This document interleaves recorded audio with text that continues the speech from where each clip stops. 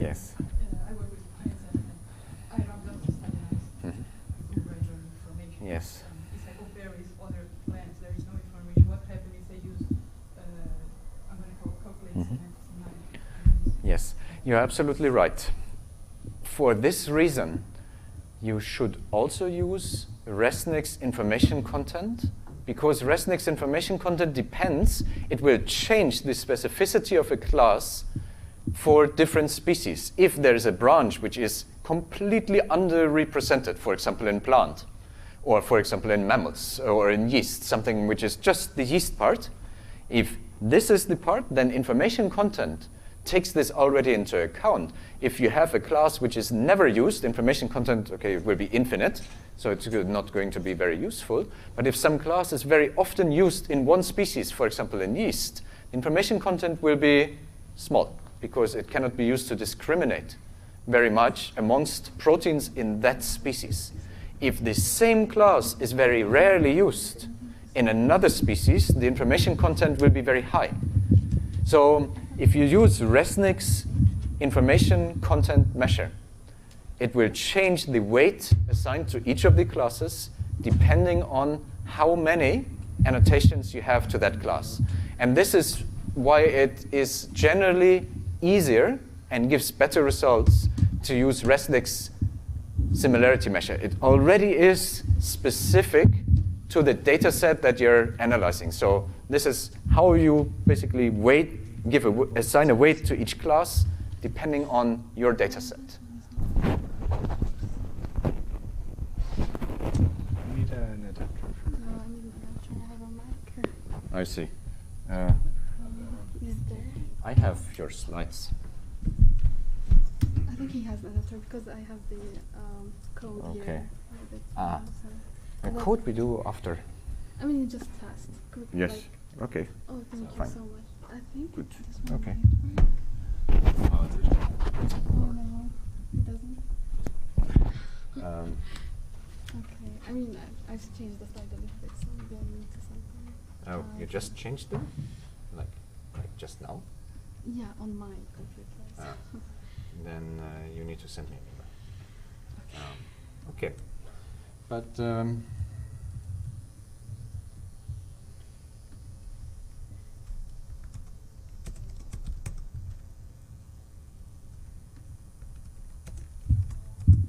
unless you want to use this one, I mean, you can directly use this. Yeah, if I have no other choice, then I can use it. Then use this.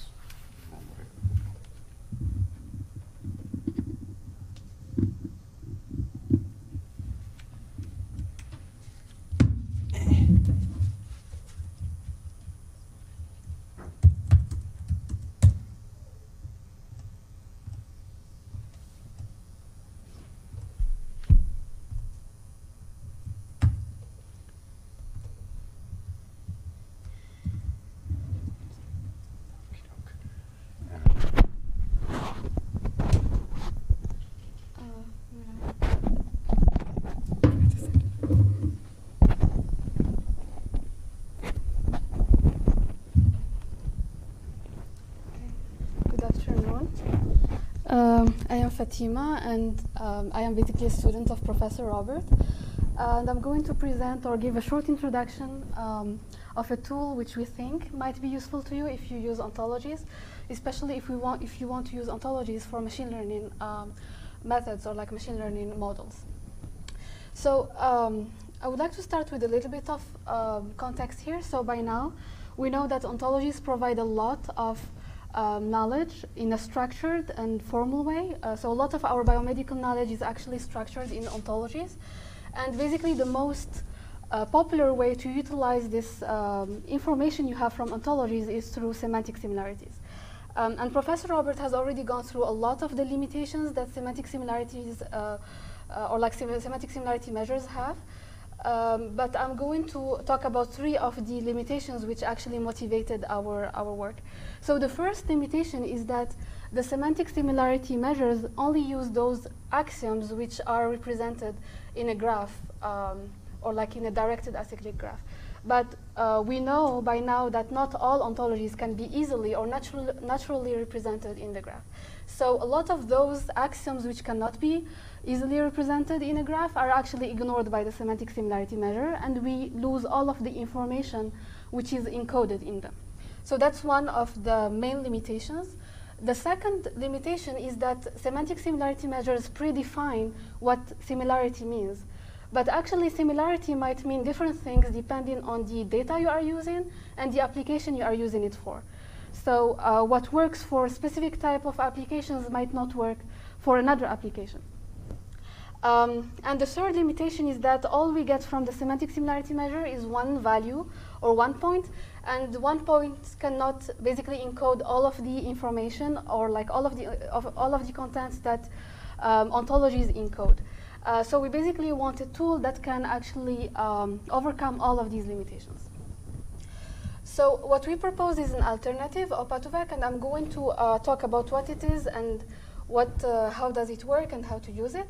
So OPA2VEC is basically a tool that can be used to produce vector representations of ontology classes and the entities they are annotated with.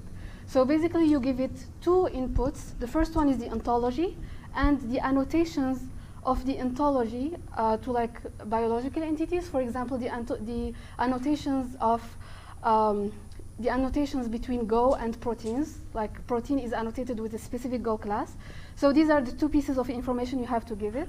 And then it will give you vectors which represent each class and each entity in the ontology and the annotations, in such a way that if two entities are similar and two classes are similar, then their vector representations can be actually, should actually be somehow similar. So how does that improve over what we already have with semantic similarities?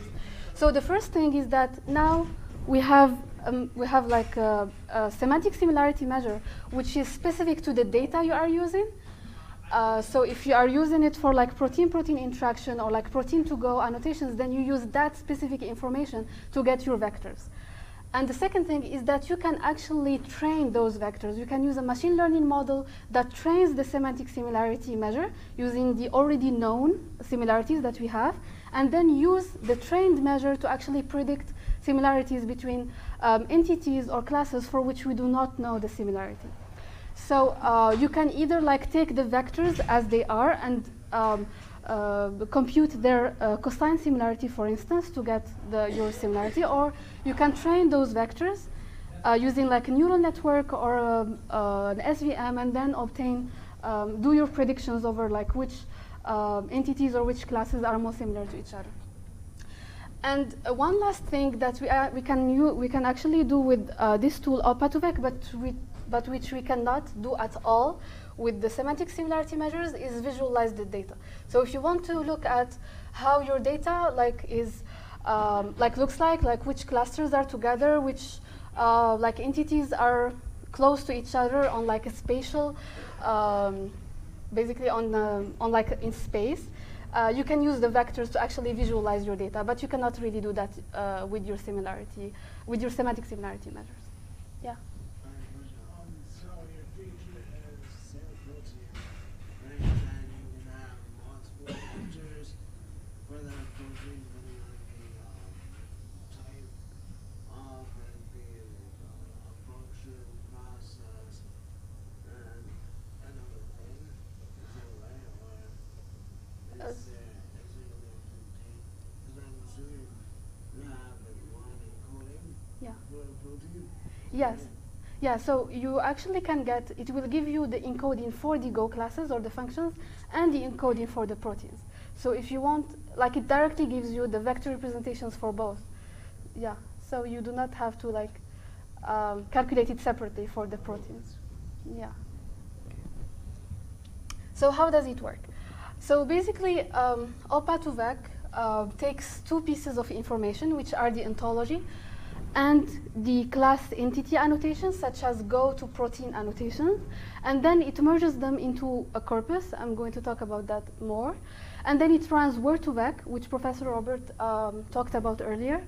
It runs Word2Vec on this corpus to obtain the vectors for each class and entity in the corpus that we specify.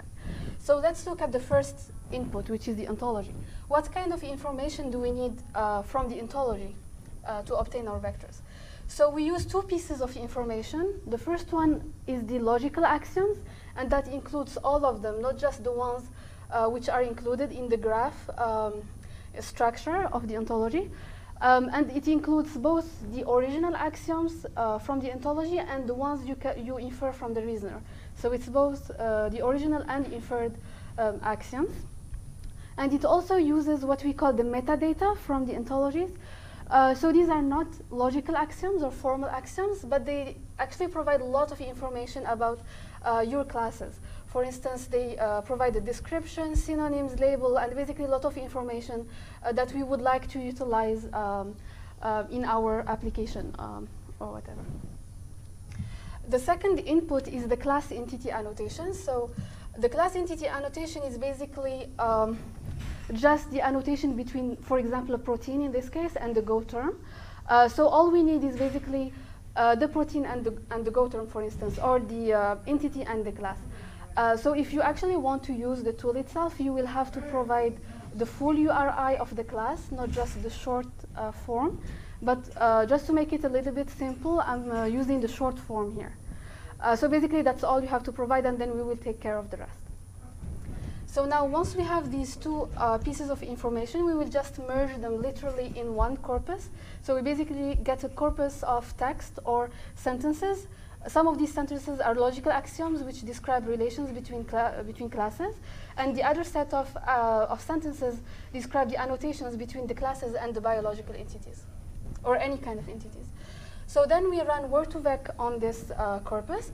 But more than that, you can actually train your word2vec on some kind of corpus that can already provide like background knowledge for your tool. So if you are basically working with a biomedical ontology, you can train it on PubMed, for example, which already contains a lot of definitions for those formal terms or formal concepts in biomedical ontology. So this information will be handed down to word2vec, and word2vec can actually understand the meaning of these words, which will occur in the corpus. So it can actually give a meaning through this pre-training to the words which are in the corpus that it is going to be trained over. I hope that makes sense. Okay. Yeah, and then we literally just, word2vec will just give us directly the vectors. Okay, so now how to use OPA2vec. So we have two mandatory inputs. So the OWL file of the ontology, for example, Go, and the class entity annotations, for example, Go to protein annotations. These are the mandatory input files, and they are enough to run OPA2vec and to get your vectors. We also have other parameters that you can customize and you can change according to your needs. So for example, the metadata annotations, you can choose which ones you want to include, like the labels, descriptions, synonyms, etc. By default, we include all of these annotations, but you can specify the URI of the ones you want to use. For example, this URI here describes, is the description, is the URI for the description annotation. Then you can also choose your vector size. By default, we are using 200. You can customize the word2vec models, such as which architecture to use and which window size, a minimum count, etc. You can also choose which model you want to pre-train word2vec on. So by default, we provide a model which is pre-trained on PubMed, but you can pre-train it on Wikipedia, for example, or like a corpus of your choice, and use that pre-trained model to obtain your vectors. And also, you can specify which entities or classes you want to get the vectors for. So by default, we will provide the vectors for every single class and every single entity which is in the initial corpus. But if you are, for instance, interested in only vectors or vector representations of proteins, you can just give us that as an input, and we will provide like the vectors for those specific classes. Okay, so how to run OPA2vec or where to get it? So this is the link where you can get it from, and then you can download your ontology from like go.owl and then your annotation file. So if you want to run it with the default settings, this is how you do it. So it's Python, then you call this script, run opa2vec.py, then you give it the ontology and the association file, which has like the go-to protein, for example, associations. If you want to customize the, or like change the parameters, then after you give the mandatory input, you can just specify what is like the embedding size, the window size, the minimum count, the annotations, etc. So I was supposed to actually do a demo here. I have the output, etc. But my computer is not, I do not have a Mac adapter to show you. So if anyone has a Mac adapter, maybe we can do that. If not, then it's okay. Yeah. Is this default Python script, like keywords? Is it what, sorry? The Python script, is there a script keywords? The Python script? Is it a script for what, sorry? Did you write it? Yeah, it's part of the package. Yeah, we write. Yeah, we write. It's part of the package we developed. It's part of the source code. Yeah. Yeah, I think this one should work. So I'll try to show you if I have a bit of time. Maybe I can try. Okay. Oh, no, it's not going Does to not. work. Yeah. It does not work. It's okay. Do you have the internet here? I can Yeah, access the sample output that we have on the GitHub.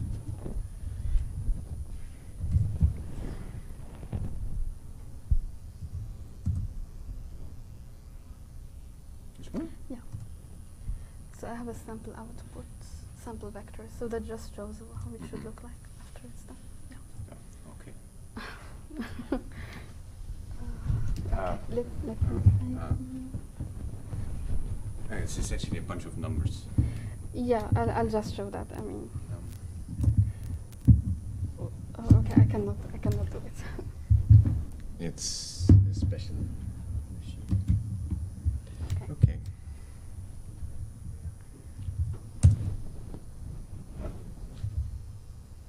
Okay, yeah. Yes, so after you run the code, you should get something like this. So this is the vector for that protein. So it's basically a 200 long vector, just a bunch of numbers. And then you can use these numbers to do like whatever you would like to do with them. So yeah, you can use them as feature vectors for a machine learning model, or calculate cosine similarity between a pair of vectors to get a similarity measure. And there are like so many things you can do. Can I go back to the presentation? Sorry. I have one last slide, but I don't want. I want to show it. Nobody can use my laptop. This is okay. Yeah. Okay. So if you want to know more about the method and the experiments that we actually did on it, and some of the what I think is are cool results that we obtained,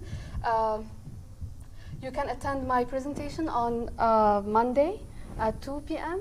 So it's part of the proceedings for biontology, and there we will show a little bit more of the technical details and some of the actual results that we got for both similarity calculation and visualization. So if you want to attend, then yeah, please come. Yeah, I think that's it. Thank you. I did not find the slide. Yeah. Someone give us this. So thank you.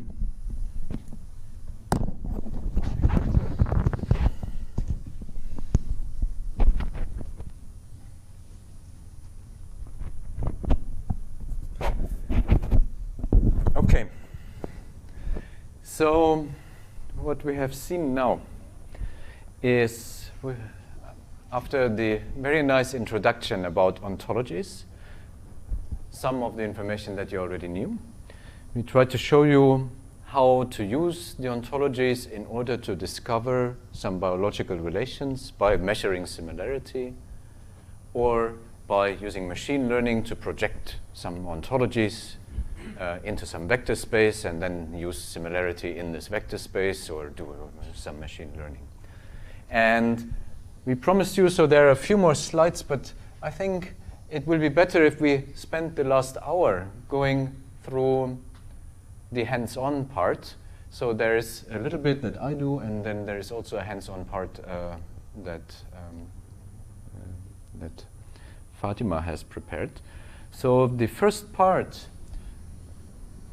will rely, so in the first part, what we are trying to show you is how to load an ontology, how to count classes in an ontology programmatically, how to use an automated reasoner and query an ontology using this automated reasoner, not using Protege, but using a Java library for this, and then also how to compute semantic similarity, and we use one particular ontology for this, the PhenoMnet ontology, which is a cross-species phenotype ontology. So we will then add some mouse models, knockouts of mice, and compare this to a number of patients to see if we can diagnose some patients.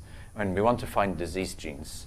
And all of this is in a Jupyter notebook that we asked you to execute or download at least. Who has the Jupyter notebook downloaded and can run Jupyter? Okay. Who cannot run Jupyter now and would want to? Who wants to run it and cannot? You cannot? Yeah, because I didn't get the email, so I just... Okay, so could you... So you also cannot run it and you would like to run it? Anybody else? Okay, in this case, could you maybe go somewhere in the back with maybe Fatima, who will show you how to run Jupyter, please? So, because then you will be able to join very shortly. So for all others, who is familiar with, who is not familiar with Jupyter but has installed it? Okay, so I will say some words on this. So Jupyter Notebook is essentially a way in which we can generate, it's like a lab book which is executable. We combine the code and the output of the code together with some documentation. And if you have a lab journal that you keep with the experiments that you run, then Jupyter Notebook is a very nice way to maintain an overview over your progress. Basically follow this, and now you can even submit a Jupyter Notebook to some journals as the output of an analysis of some data set, for example.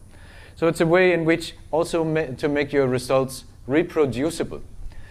We use this here as a teaching material, so the way in which you would start this is Jupyter Notebook, and in the end, we are going to load one notebook. In the end, what will happen is you will see a web browser, or you can connect to your web browser on localhost port 8888, and you will be able to see the content of this directory. And there's one notebook. It's called ontology-analysis.ipython notebook. So this file, which I would like to ask you to open in your web browser. So it should look like this when you open this.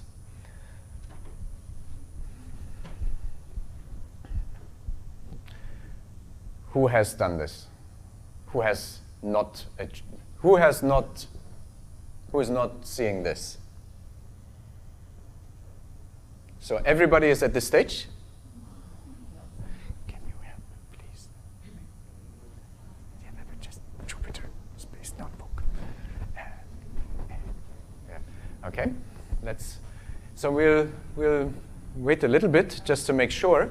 For those of you who are seeing this, so Jupyter, so this is a notebook. It has marked up text. So this is some text, which we describe here. And then it has executable cells. All of you should have this SciJava kernel in the top. If you do not, who does not have this SciJava kernel? Seeing here? Some of you might see Python here, or IPython. Do you all see SciJava? Okay, then you execute a cell by Shift-Enter, or probably there's also a way to do it by clicking, but Shift-Enter is fine. So if you could click on this first cell and shift enter this one, you will see, oh, you briefly saw that this was filled, and you should not see any output. What you will see is here, what you should see again is that your kernel is idle. The first part is crucial to download the Java libraries that you need to execute this notebook. You only need to do this once. Once you have done this, it will be very quick. Yep. What exactly is great? Yeah, it's so we are writing. So this notebook uses Groovy as the language. So all the code that you see here is written in Groovy. It's a Java-based language, and essentially you can write a Java program. It's a nicer, shorter syntax for Java. A grape is the Groovy Maven integration. So what this does is it gets these Maven libraries in these versions. So this is directly Maven. It's like a POM file. Okay, so after this executes, and the idea is that this, yep? How can you be sure that this worked? For some of us, like I had problems running this, so I had to do a roundabout method, and I don't know if this first part worked or not. You will see it, if you can run the second part, the second cell, if it executes, the first part worked. If it tells you that it didn't find any classes, it did not work. So the idea here is we have added a lot of documentation to this. The hope is that you can take this notebook home and build on it in your own research after this tutorial is over. So the first part downloads a number of libraries. So this downloads an Elke Reasoner called Elke. These are 3 packages for a library, an OWL library to process ontologies. And this is a semantic similarity library, the semantic measures library. Okay. And here's a crucial part. So the second cell will fail for some of you, for a lot. So can you try to run the second cell? Again, if you just go to this second cell and type Shift Enter, what should happen is that a number appears, about 200 and something thousand. If this number appears, everything is fine. Many of you will experience out-of-memory problems. Who has an out-of-memory problem or has tried to run this cell and it does not finish? Yep. Error message? Error message? I'm still waiting on there's no number, but it's Okay, so it's still running for me. It will run about a minute. So it should be about a minute if it's running. So error message? Every time you have to set the memory or Yes. So I think I tried with the memory setting as well, 12 gigabytes, I think. Do you have 12 gigabytes? I think so, yeah. Yep. But anyway, it also ran out of space. But anyway, I used the command there and loaded the shorter version. Okay, good. That is because this is we have a workaround. So, okay. So for me, it finished after about 60 seconds, and this is the output: 224,748. I will explain what this means. If you have an error message about out of memory, or if you do not have 12 gigabytes of memory on your laptop, who has this? Who does not have this? Who falls in this category? There is a workaround, and we have just fixed it last night, because a lot of you have already sent some messages. So if you have memory problems, there is one new file in our GitHub repository. I will show you. Please download this file. It's called phenomnet inferred.owl.gz. Please download this file. put it in the same directory, so you can click on it and then go to download, unzip it, and put it in the same directory as your notebook, please.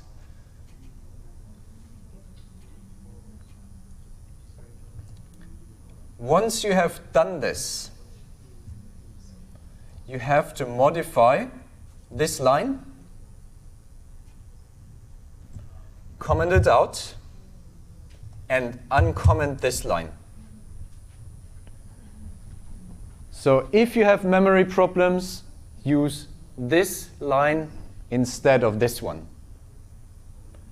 And unfortunately, we tried to give you not a toy example, but an example that you can directly apply for biomedical problems or for biomedical work if you work in the area of phenotypes. So unfortunately, it's a little bit more challenging.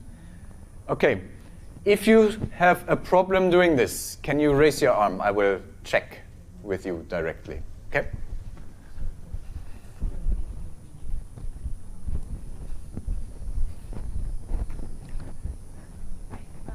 I was able to get our API no problem, but the other two I can't seem to resolve. I have a source problem, and I don't know what the server. You get an error. Are you connected to the internet? I am. I was able to download those three just fine, but these two are not resolving. Yeah, all API ones. Yeah. I have done this yesterday and it worked fine, so... So Elke and SLib, I just don't know what the root, I feel like I need to Why did you add the resolvers yourself? Oh, I didn't. I just copied this over because I thought this might be the solution. Because I do get an unknown source error. Okay. Just for those two, but not for the, like the SourceForge one works fine. Not sure. I'm not sure if there's like some. I mean, it's fine either way. Like I just. Could you remove these? Go to your home directory, delete the grapes directory in your home. Because sometimes there's some dependency. It's called .groovy, cd.groovy, and just move grapes to G or whatever. Yep. And execute this again. Everything. Everything.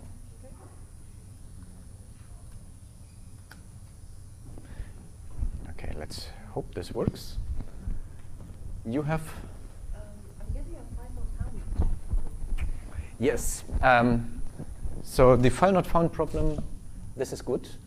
So merged phenomet.owl, right? So if you could go up, please. So this is this one. Have you downloaded our data package and unzipped it in the same directory? So this basically looks in the directory. It's not in here. It's the Ontology tutorial tar gzip. If you unzip this one in the same directory, then yes, it needs this file. It needs these two files. Okay. Anybody else having problems now? Yep.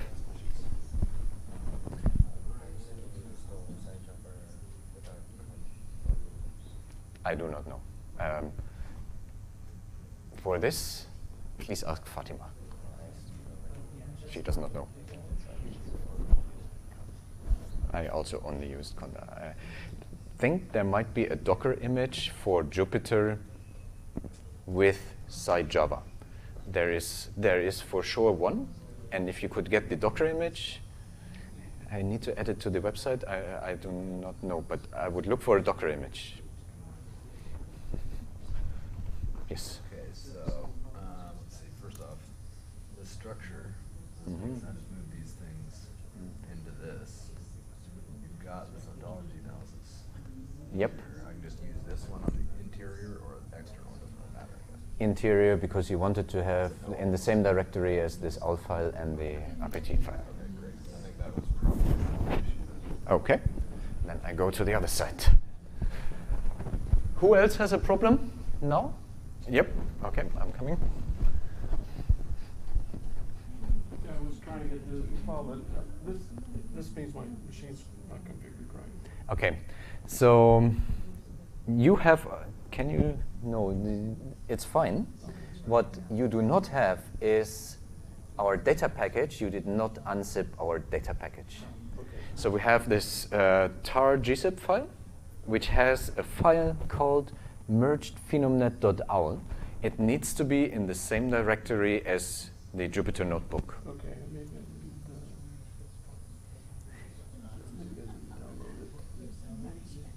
Yes, it's on our website.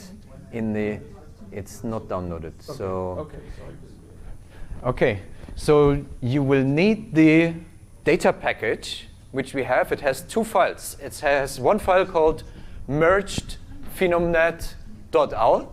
So this file, and it has a file which is an RPT file, which I will explain what it does later. It's on our website, and you need to download this and unzip it in the same directory as this Jupyter Notebook file. Sorry, which one? Which file? This phenomenon? So if you go, so we have, so there is, before the tutorial, this is our data package. You get it from here. So there's a link. You need to download this package and unzip it. It has two files.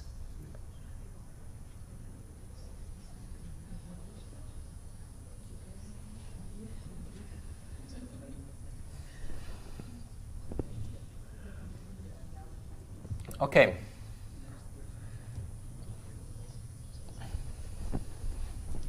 I will wait a little bit. Who is finished? Who can run this and gets this number? 220. Okay.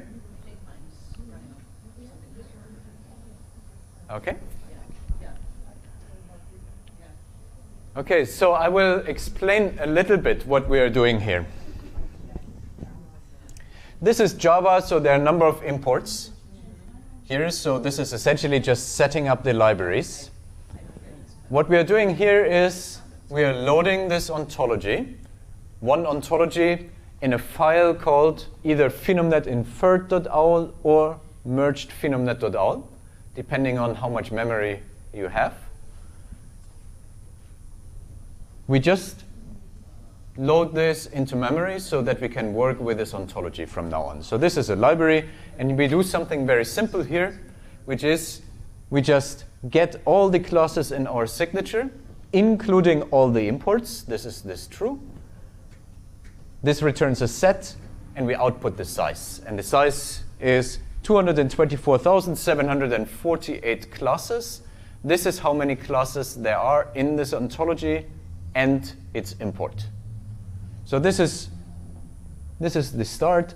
So this manager, it's called the OWL API, and it's the reference library for working with any OWL ontology. So the ontology editor Protégé, for example, is written based on the OWL API, and all we get in Protégé is essentially a visual way to call all the functions in the OWL API. So this is a programmatic way in which we can do this. So now we have an ontology, and the next thing that we would like to do is we would like to reason with this ontology. We would like to infer knowledge so that we can ask questions. And for this, we will use a reasoner, and we will use the Elke Reasoner. For this is the Elke Reasoner. Elke is generally one of the fastest reasoners available to us. And what we do is we set up just some output, progress monitor, and a simple configuration which tells it to use this monitor. And we create one reasoner here which takes this ontology as an input. So the ontology is the ontology that we have defined before. This is our ontology ont, and we will use this ontology. So if we do this and we execute this one, that is the output. The output of this is not very useful for us to read. It's just a serialization of this object, of this reasoner object. It's an instance of Elke Reasoner. Does everybody get this output? Who gets this output? Okay. Let's wait 20 seconds. I will see. Who has problems getting to this point? Is it working for you? No, the same error came up. So somebody who had problems with the Maven? You had problems. Jiffy, you had problems with Maven? You fixed it? You didn't fix it? I tried to run it in a Groovy script, the first part. Yes. And then it ran for a while. Well, it gets to run because this is where I ran it, and then it held for a while, and then finished. And then when I tried to run the notebook, the second part, it doesn't do anything. So I don't know if there's a way to but it's still busy. So I think you actually. Exactly these files are. Yes, they're in your home.groovy/grapes.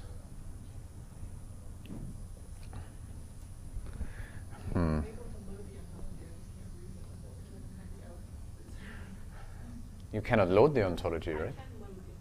So you have the OWL API? Elke doesn't work for you. Elke is not downloading, and neither is the GitHub thing. But I can still do that without loading. I'm not sure why, because you're the only one who has. You have a Mac, right? Can you check with Lucy? I'm not sure I know how to solve that. It's a Groovy problem, so. She has to have. Yeah, there's a Maven resolver issue. I think possibly wrong Groovy version, but okay. I will continue.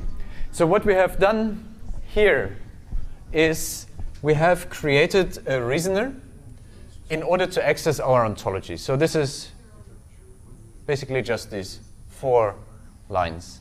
The next thing that we are doing is we identify a class. So the PhenoMnet ontology is essentially an ontology which encompasses 2 ontologies, the human phenotype ontology and the mammalian phenotype ontology.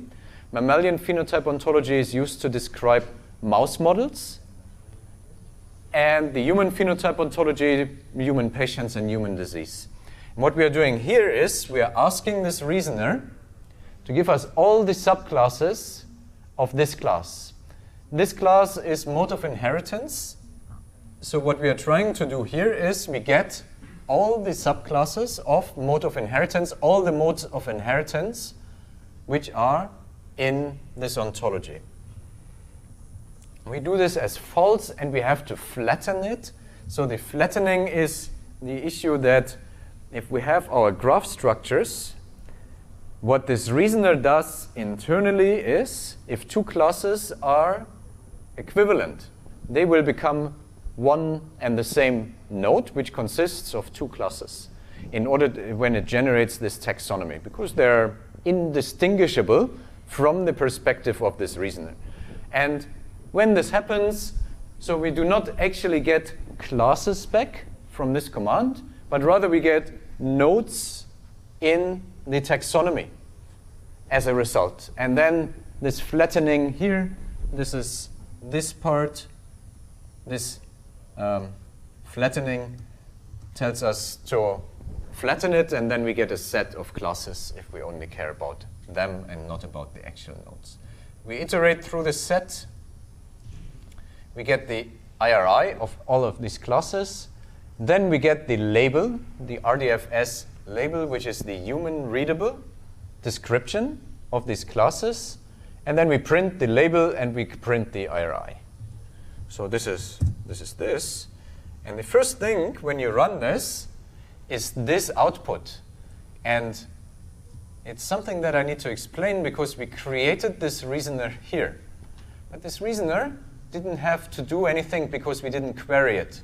What this reasoner does now is it will first classify this ontology. This is this first part, which means it will generate the subsumption hierarchy. It will compute for every class the most specific superclass and the most specific subclass and generate a taxonomy. Based on this taxonomy, it will then answer this query, and this is the actual output of our print line here. So this is the set of all the modes of inheritance in the PhenoMnet ontology. So we have gonosomal, digenic, oligogenic, and so on. And this is flattened. And the actual set of classes is this one. So this is just the output of the Jupyter notebook, because it will always output the value of the last object. In our case here, this is this set, before we iterate through this. Do you all get these results? You do not? This autosomal dominant is information comes from just numbers and Numbers, and then we get this thing. yeah. That other paragraph we've got is missing. Ah. Have the labels. Oh, could you run it again? Yeah, Maybe? sure. But Yes, aha. but we are using the small file, maybe. Aha. Yes, the small file does not have this information. Yes. Okay, I will explain the difference between the small file and the big file. Okay, yes. So you will see this only if you have a lot of memory, for the following reason.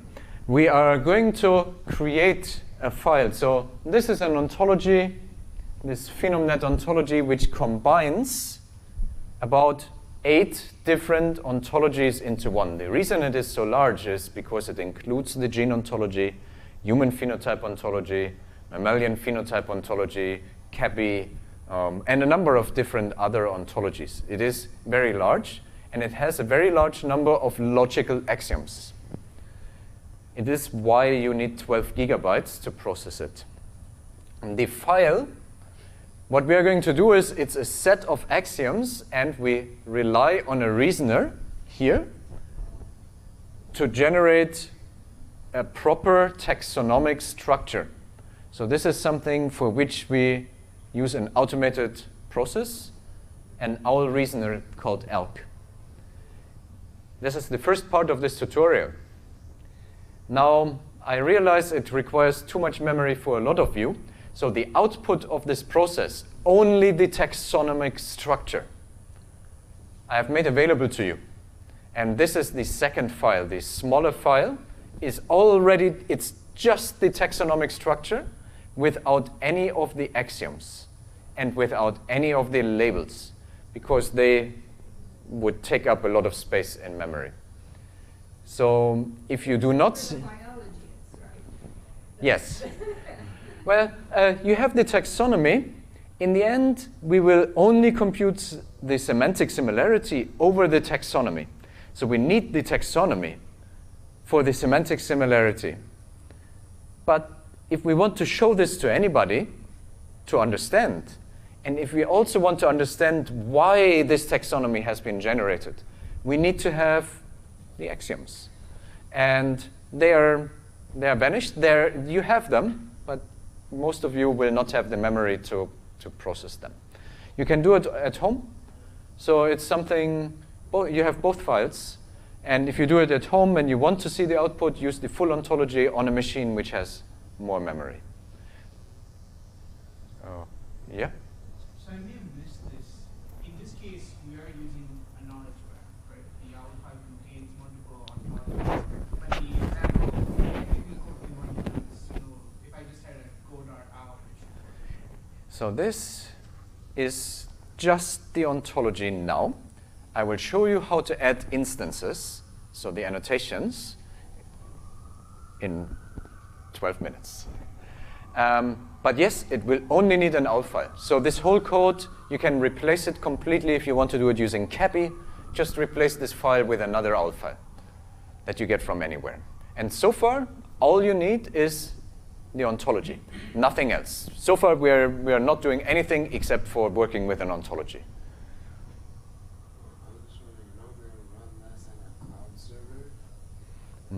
So here the problem is you can do this on a cloud server. Most of this is memory bound, and you need a cloud server with a lot of memory. So this is your constraint. So we work sometimes with machines which have up or over a terabyte of memory for very, very large OWL files. I don't think there are many cloud providers which can give you that.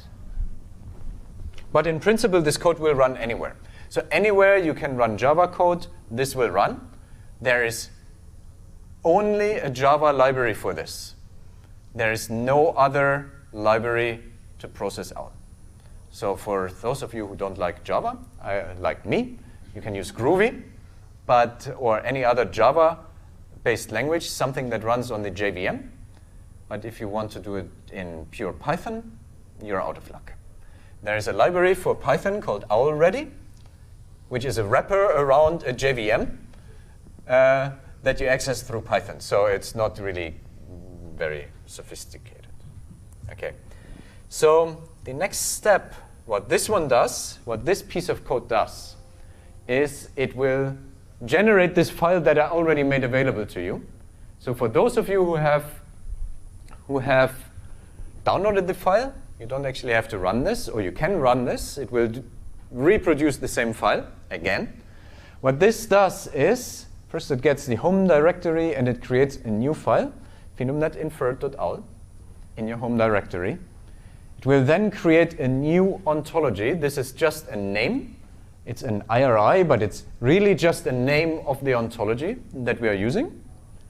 And then it adds all the inferred subclass axioms that our Elke Reasoner infers, and the subclass axioms are exactly what constitutes the taxonomy that we are going to use to compute semantic similarity, and stores it in a file. So we generate all the axioms, put them in the ontology. So this is all the inferred axioms, all the subclass axioms that our reasoner can prove or find a proof for. We add in this ontology and we save it. And we save it in exactly this file. You can execute this, and what you will see is there's a file which will appear in your home directory. If you don't want it to write in your home directory, change it, but it will write in your home directory this phenomnetinferred.owl file with just the taxonomy. And now we are basically all back together again, because the rest is just based on this inferred file, and we do not need our big file anymore. Okay. The second part of this, so first we had some processing. It was basically what Michel described in his part of the tutorial. How can we access an ontology, and how can we process this ontology or query it using a reasoner? Only this is not done with Protégé, and if you want to open this ontology in Protégé, good luck, because it's possible, but you will wait for about an hour every time before your interface reacts. So it's not a very useful way to browse or change very large ontologies. You will have to rely on something like this, which makes it hard to access, and I hope maybe this tutorial and this notebook will help you. So the second part of this is to use the semantic meshes library to compute semantic similarity. And what we are doing here is, okay, so this is a number of different imports. Again, this is our library that we need. We generate a factory. So this is basically just setting this up. And we generate a graph. And this now becomes a knowledge graph, because it will include not only the ontology, but also instances. So here, we're generating a graph. We give it just an arbitrary IRI or a URI here. And we say it's in memory. It's not so large that we have to write this. So this is not going to be a very large graph. And you can exclude this. And what you will see is the output is, this is the graph, 0 vertices, 0 edges. We haven't added anything and told it what this graph needs to consist of. Okay, and this is the second part. What we are going to do is we're going to populate our graph with this ontology that we have just generated. So this is, we generate our file. This is our phenomnetinferred.owl file. You can execute this. It's in RDF XML format. And we populate our graph that we have just created with this owl file. And now there is something that is very weird, because you're going to see a lot of red. It's not very red here, but it will be red in your notebook. Right? So you will see something that looks like errors. It's not an error. It's just that this library in its default configuration, writes info messages to standard error, so it appears as red. So just ignore that it's red. It's just the output. It's yeah. So you will see something like this, and so on. And in the end, you get a proper output, which now says there are 224,751 vertices. Every class that we had before is now a vertex in this graph. And there are 612,744 edges. So this is what our reasoner has inferred and what is in our graph. So now we have a proper graph, and it's massive, right? Who got to this point? Who did not get to this point? Okay, let's wait a bit. What are the issues? I know what it is. I got it. Okay. You got to the point? It's been running forever. It's not giving any errors, but it's running. This is just the second cell. Okay, the second cell. Okay, please, can you abort it? What is happening? So if your second cell takes too long to run, you do not have sufficient memory. Can you replace it with this file? Do you have like a top or something where you can see how much memory it consumed? Because now I think it's your garbage collector, which is, yeah, it's 4 gigabyte, and it's not enough. You need 12. You need 12. So 8 might work, but the problem is it will need 10 gigabyte without the garbage collector. So your garbage collector will have to remove 2 gigabytes of memory. It's going to take you ages. So the suggestion is, if you're stuck in the second cell, download the PhenoMnet inferred file, like now, and just comment out the line and replace it with the other one. So if you can, there's like a way to interrupt because your kernel is still busy somehow.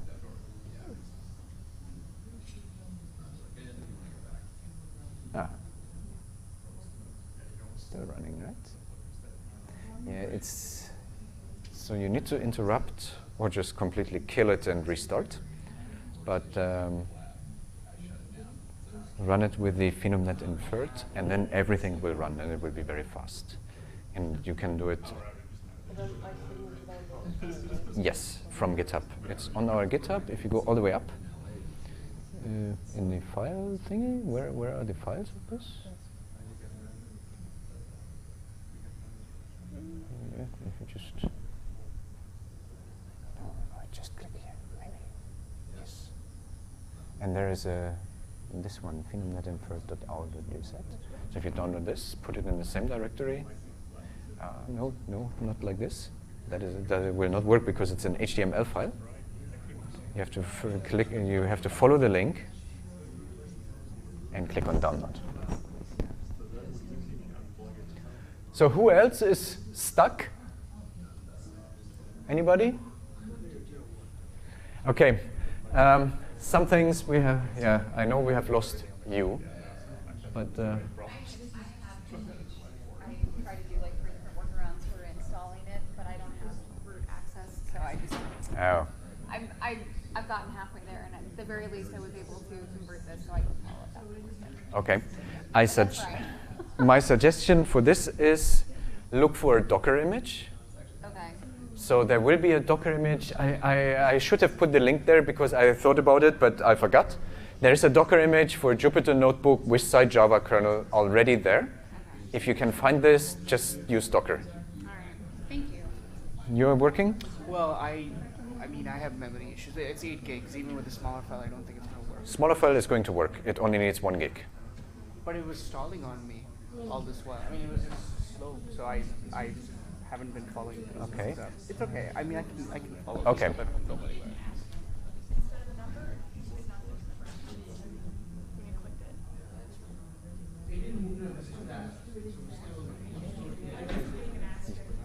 I think I tried to paste something in there and I missed the follow-up. So That is fine. Okay. This is a Okay, I will explain what this means actually for everybody. Okay, so there is something that some of you encounter one problem very early on. So we can go through this. And at this point, if you're trying to execute this twice, so if you're trying to execute this one the second time, it's going to fail. And it's going to fail, it's going to fail with, not this, but it's going to fail with a message which tells you that this ontology already exists. It's going to take a while, but that you can, and the reason is that this library can only load exactly one ontology with the same IRI. And if you try to load the same ontology again using this ontology manager, it will fail in a minute. You get an error message, which you can ignore. It means that your ontology has been loaded fine, and it's just refusing to load it again. Okay, I will continue in the meantime. Okay, because we're a little bit slow.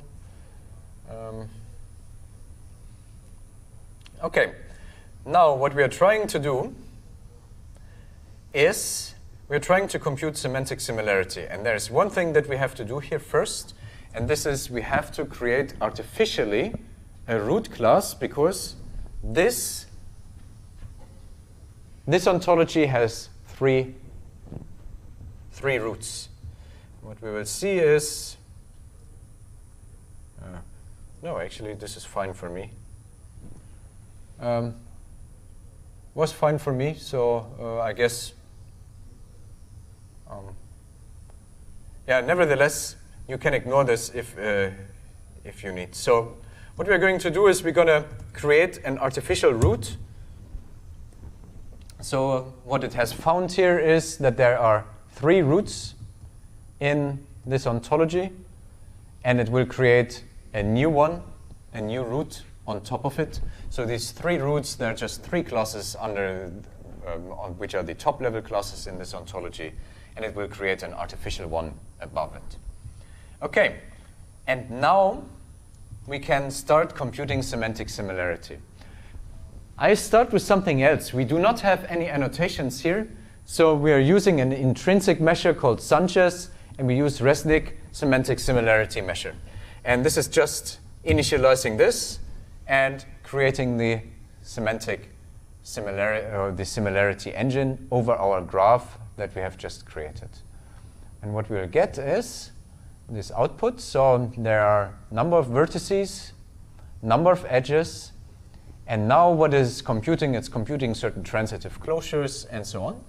It does some pre-processing that it needs in order to compute the similarity.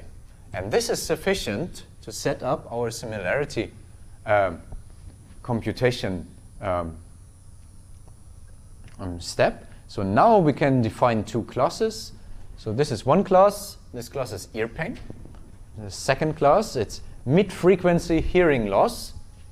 And then we can just compute the semantic similarity by saying compare using this measure that we have defined. So our pairwise measure, class 1 and class 2. And what we will get is, again, some output. It's now doing some propagation. And we'll finish soon. And we'll see that the similarity is 8.61. Do you get this? Yep. So what does this mean? So we had Resnick semantic similarity. So Resnick semantic similarity means the similarity between 2 classes is the information content of their most informative common ancestor. Here we used as information content measure one by Sanchez. I did not go into detail. It's another measure which essentially only relies on the number of ancestors. And the information content here is 8.6 of one class, which is the most informative common ancestor between them. We can change the second class. So now we have mid-frequency, so we have ear pain, and we change the second class to a heart disease called Tetralogy of Furlough. The first one, here we had mid-frequency hearing loss. What do you think? Should this be more or less? Dissimilarity. So the first one was ear pain and hearing loss, and now we want ear pain and some heart disease. What should be more similar? Should it be higher, the similarity, or lower? Lower, okay. What we'll get is it's 5.7. So it's about 3 lower. Okay. Now we can redefine, and we now say, okay, abnormal cardiac muscle relaxation and Tetralogy of Furlough. So should this be higher than this 5.7? Higher. Should it be higher than this one? Really? I don't know much about ear pain. Yeah, that is kind of hard, right? So ear pain and hearing loss, kind of related, and cardiac muscle relaxation, these are also hard. So kind of hard, we don't know, right? We don't know. Fact is it's 6.1, so it's more than this, but not that much more. Okay, how about ventricular septal defect and Tetralogy of Furlough? So just to explain, Tetralogy of Furlough is a subclass of ventricular septal defect. And what we'll see is that is actually very, very high. So here we have a similarity of 11.7. Yep? Is there a threshold for similarity? No.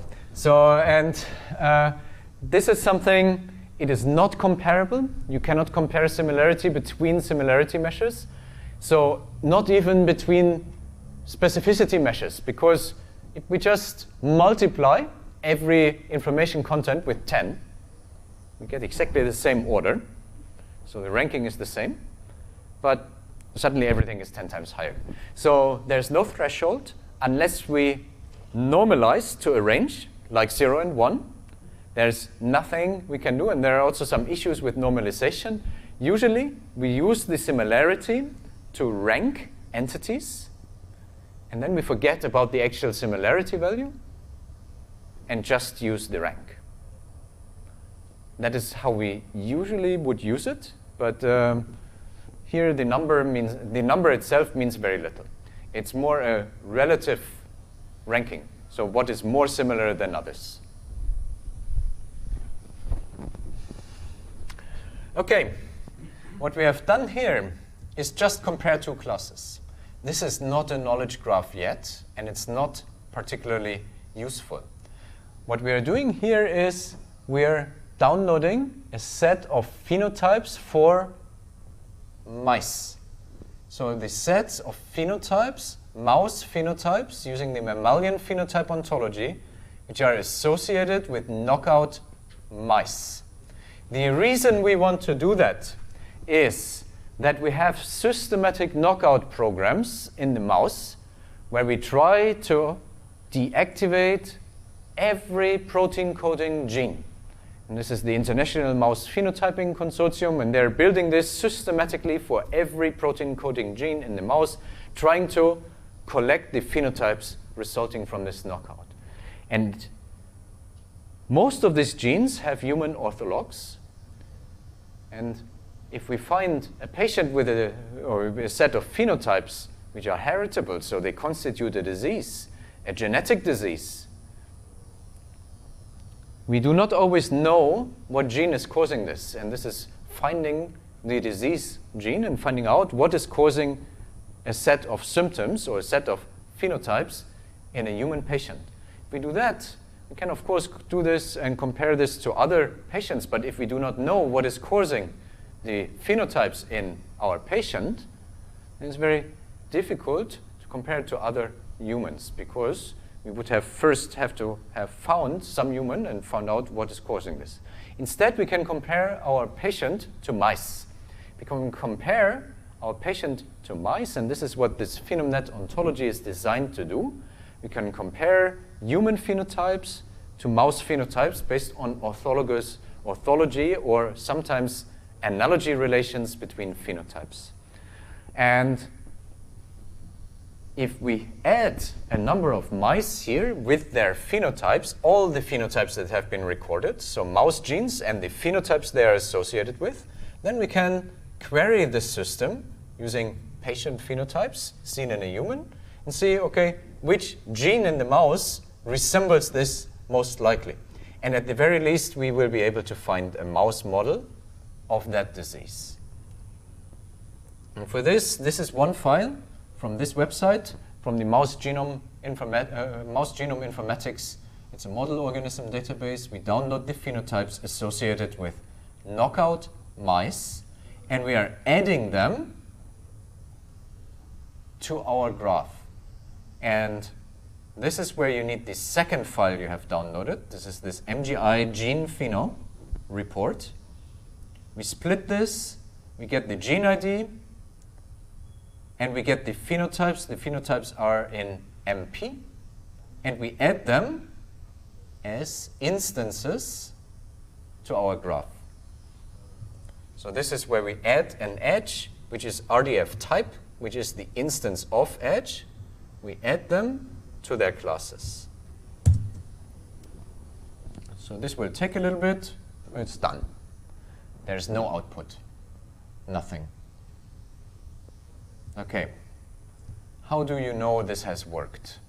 Well, what we are going to do next is we are going to use this instance accessor, and we are reconfiguring our similarity measure now properly to use Resnick's information content measure.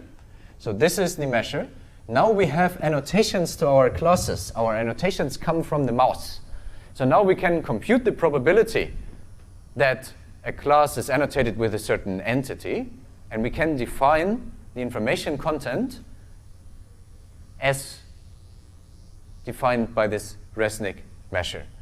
We then use Resnick's semantic similarity measure with the best match average strategy of combining them. We set up this similarity engine and generate an instance accessor here. And there will be some output again because it's going to recompute this graph a little bit. So we're going to have the same thing.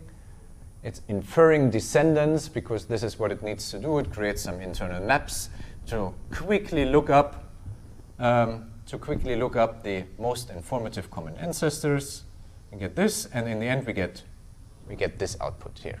Okay, so then first thing that we can do is we can still compute the same similarity between two classes. So we don't need to do anything else. We just compute the similarity between two classes using Resnick similarity this time.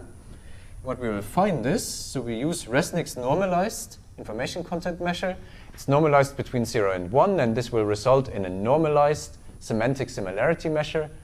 We get the similarity between abnormal cardiac muscle relaxation and tetralogy of Furlough is 0.3. And you can play with this, just change these classes to something else, and this is fine. And this time, we are computing this between a mouse phenotype and a human phenotype.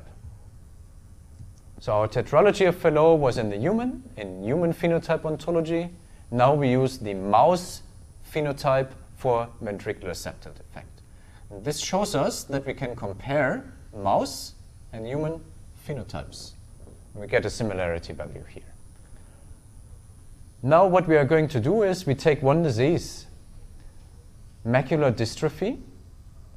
It has no known genes. So if you go to, oh, okay. Oh, why not? Ah, there it is. Okay, so it has VMD1 as the approved gene symbol now. And this has been added some time ago. Okay, so now we have phenotypes, and if we look at this disease, Yes, so this is VMD1. We can see, so VMD1, these are the phenotypes, and they have HBO classes associated with them, which we can download. And what I have done here is, this is our set. It's a patient which has all these phenotypes. All the phenotypes that are known for this disease. So this is this set of phenotypes here. And what we're doing now, we iterate through all the mouse genes that we have, and we compute the similarity between the mouse genes and our patients. So this is our phenoset that we get from our genes that we have added to our graph and our patient. And then we just store it, gene and similarity, in a map and add it to a set. So in the end, what we have is we have a hash set which has gene similarity pairs for our patient. And this is something that we can sort by similarity and then look at the highest ranking ones. If we do this, what we'll see is that the highest ranking one is this gene, MGI 5792188.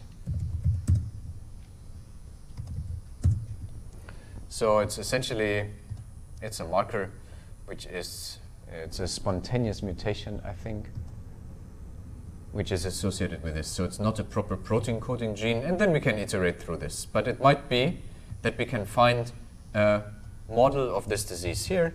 So there are different. So this is a protein coding gene. It's opsin, and what we will see is it causes color blindness in Deutern, and according to what we find, might also be associated or has very similar phenotypes to this disease of macular dystrophy. And we have another example here. So this is Wiskott-Aldrich Syndrome. So Wiskott-Aldrich Syndrome is another genetic disease. It's encoded in the human by the WASP gene. There's a FOXP3 model, and this is also something that we can directly observe, and we will get a FOXP3 model as a result for this. So we get this model. Okay, it will take a little bit of time. Yeah, so for Wiskott-Aldrich syndrome, we can get the most similar genes in the mouse. Okay, we can see which one is this. So this is. Okay. Oh. Aha. Yep. So we can see that this is a model of Wiskott-Aldrich syndrome. It is also one of our results. So about, where is it? Can you see it? It's in here somewhere in the top 10.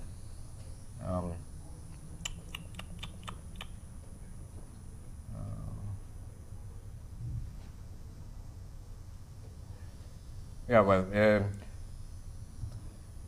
can see these are the phenotypes which we would compare to Wiskott-Aldrich syndrome. It's associated with this, and there are a number of different phenotypes which we can record. All of them have an MP class, as we can see here. Okay. Unfortunately,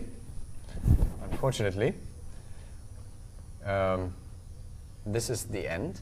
So who has managed to get to this point in the tutorial? Okay, so it's possible, and I understand there are some issues. I apologize for the issues that some of you have faced. Some of it we tried to fix. Nevertheless, the tutorial, the notebook, has text so that you should be able to go. If it does not work on your laptop, you should be able to get a proper workstation in your office and should be able to reproduce this. And the examples here is something that might be useful, and it is something that you can build upon. So now we do not have enough time. There is a second notebook. Unfortunately, we have only 3 minutes left, and I don't think we will have the time for this, but there's a second notebook if you want to use Ontotobek or Opatobek, so the work that Fatima presented, which you can also build upon if you want to use some of those methods and not methods that do not strictly rely on established semantic similarity measures. And if you have any questions, you can also send us an email. So now we have 2 minutes left. Do you have any questions or any comments for us? Yes? I was wondering how time plays into these nice ontologies from your earlier talks, because I mean, like, you can have parts as a baby that you don't have as a grown-up, like baby teeth, right? How do you account for that kind of thing ontologically? Yeah. I mean, I know they're fixing to have a big fight over this. Yeah, it's a good question, but we have very many ontologies which include development stages and developmental anatomical parts. So we can limit anatomical parthood to particular developmental stages. There are different ways in which this is done. For example, for the mouse, there is a developmental mouse atlas which has about 28 or something, 28 Tyler stages. And they have 28 ontologies, all of them are snapshots, and then there are develops from relations between them. So you can use them individually as complete snapshots, and then you can follow them through time using axioms which use the develops from relations. So X develops from Y, develops from Z, and so on. So we have ways for this, and developmental anatomy or development stages, this is how we would represent this.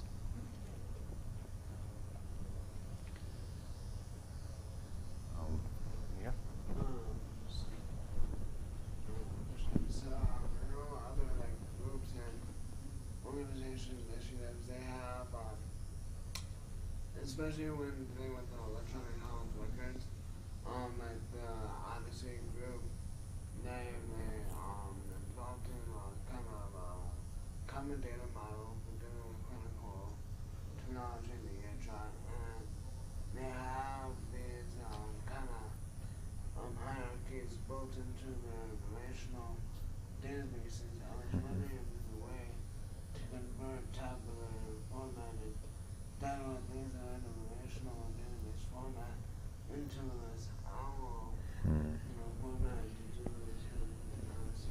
Yeah, so the question is whether or not these OWL-based ontologies can be combined with relational databases. And the answer is yes. There is a whole research field. We did not go into this very much. It's called ontology-based data access. And the idea is to use an ontology externally together with a reasoner to query, for example, relational databases, but also RDF databases. And there are a number of different things because you could somehow try to get the best of both worlds. The idea is you can also use OWL as a schema. So there are actually a number of things we have not discussed. So OWL, one of the general idea was it's like a database schema that you can also query, and then you have your data underneath. You can do this in a relational database or in an RDF store. Most of the ontologies that we discussed here, they are not actually used as a schema or not as a data model, and they are somewhat different ontologies of that nature. So we can build data models in OWL. It is one of the main things that it's supposed to do, especially in biology. We rarely do that. Or it is not the main focus of what biological ontologies are about, but rather they try to represent their like databases or reference resources for particular biological domains. And this is different because we would not build a database on top of gene ontology or on top of this phenotype ontology. Is not representative of a data model, but really of something that is supposed to exist in nature, and we use it for annotation or for as metadata within a database.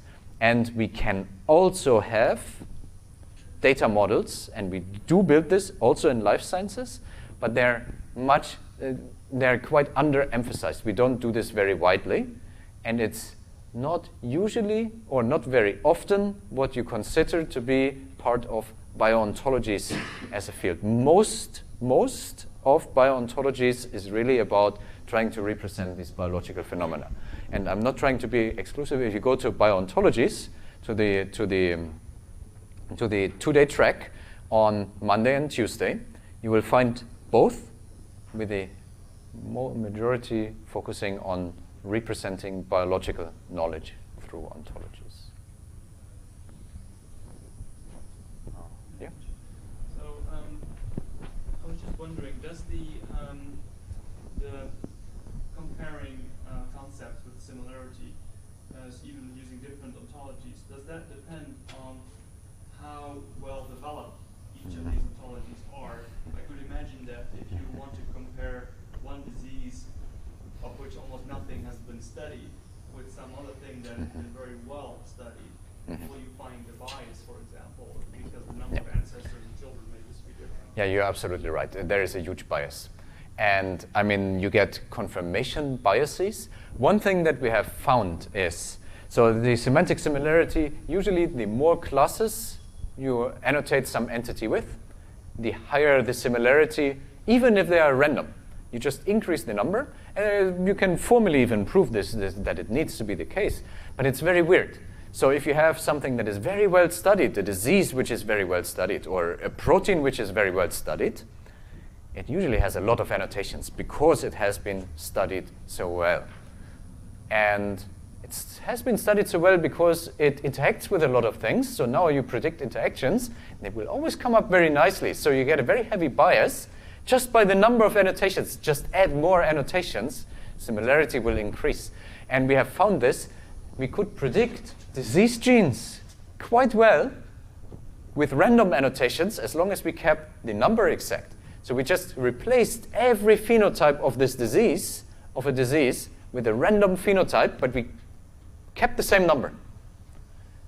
And we got quite a strong signal in predicting gene-disease associations just from that. It's very, very strange. It should never happen. There's no biological signal left, right? There's no biology at all. What we could reproduce is diseases which are studied well are associated with more genes, and vice versa. So a gene has more annotations if it's studied well because it's involved in either important or more diseases. And when you reproduce this bias, yes, you have to be very careful here with these methods because you get these biases and you can reproduce them. And actually, a lot of studies are improvements which actually are just better at confirming this bias. So yes, you're absolutely right. Okay, so thank you very much. I think there is, so if there are any questions, Michelle, Fatima, and I will be around for the whole conference. Please come to us, or you can send us an email if you have any questions or would like to discuss some of this. There will be a track, the biontology track, for 2 days, where a lot of recent research results, and a lot of them will also rely on semantic similarity measures, will be presented. So I think if you want to know a little bit more about what is currently hot in this field, then come to the track. I think it will be very exciting. It will be very exciting this year.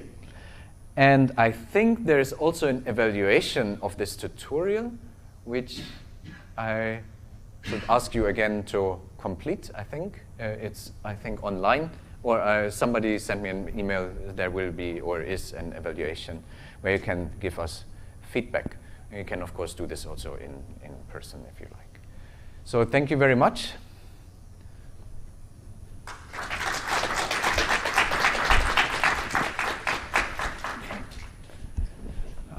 Good. 5 minutes over time, but